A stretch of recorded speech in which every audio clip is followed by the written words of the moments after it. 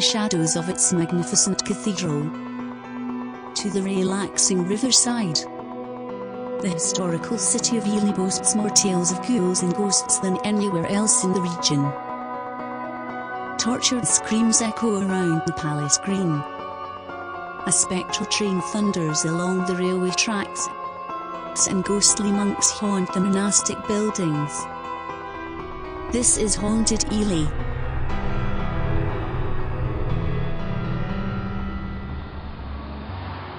Opposite the cathedral is the Minster Tavern, one of the city's oldest pubs. Here, several ghosts are reported. A shadowy monk haunts the cellar, where sudden, unexplained temperature drops are also experienced. In the bar, glasses are frequently knocked off the shelves, and objects moved around.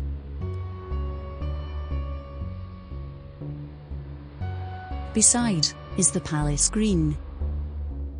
2 religious martyrs were burned at the stake here, during the Marian persecutions of 1555. Their screams are still heard, echoing around the buildings, in the dead of night.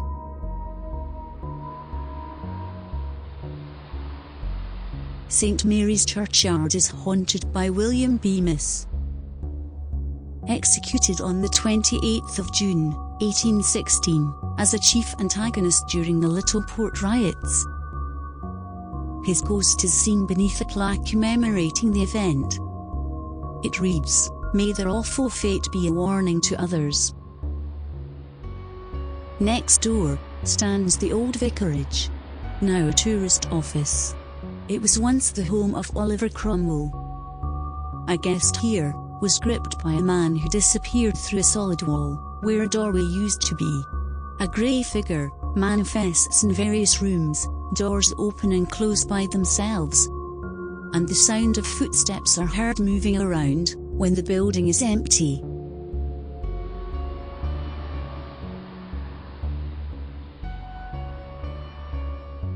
Behind Cambridge Road stands Tower Court, built in 1836 as a workhouse for the poor, now apartments. It has several ghosts. A radiant woman dressed as a nurse or nun haunts the first floor, whilst disembodied moans are heard along the corridors.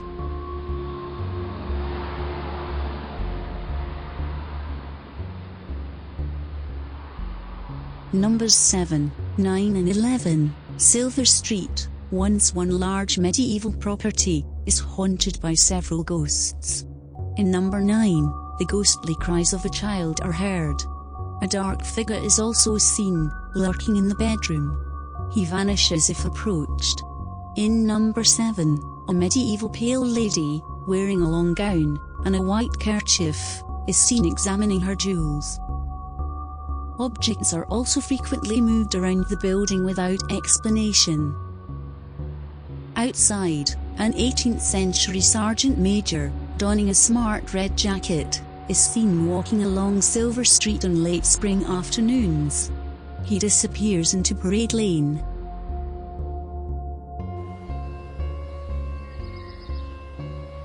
Cherry Hill Park. Atop a large mound is a cluster of trees, where a castle once stood. Disembodied voices are heard here. It was destroyed in 1216 when the Anglo-Normans captured the city and is said to be the screams of the butchered soldiers.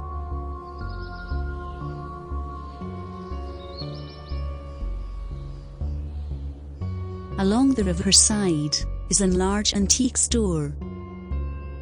The building, originally a malt house, was used as a moor during the Second World War.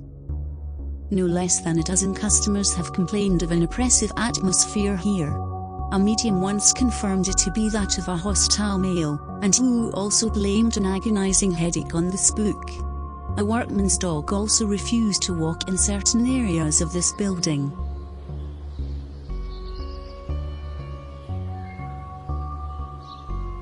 Many of the city's monastic buildings are reputed to be haunted. The Canonry, now a girls' boarding house for the King's School, was built in the 12th century and extended many times over the years. Here, the resident ghost is an attractive figure in a long robe, but who, although resembling a saint in a stained glass window, has terrified many visitors over the years. He frequents what was once the spare room. Opposite is the prior's house. Built in the 14th century, it is a boys' boarding house for King's School. Here, 3 boarders, sleeping in the turret room, witnessed an ethereal hand gliding up the staircase towards them. It is believed to be that of Saint Etheldra, who founded a convent in Ely during the 7th century. Following her death, her hand was severed as a souvenir. Although shriveled and black, now resides on display behind a glass screen in the Roman church on Egremont Street.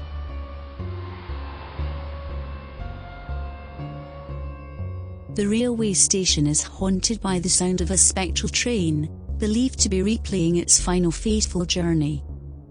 On June 2, 1944, a munitions train caught fire and exploded, shortly after passing through Ely, destroying much of neighbouring Soham. The distinct sound of a steam locomotive is heard passing through the station, along with a sudden extreme rush of wind.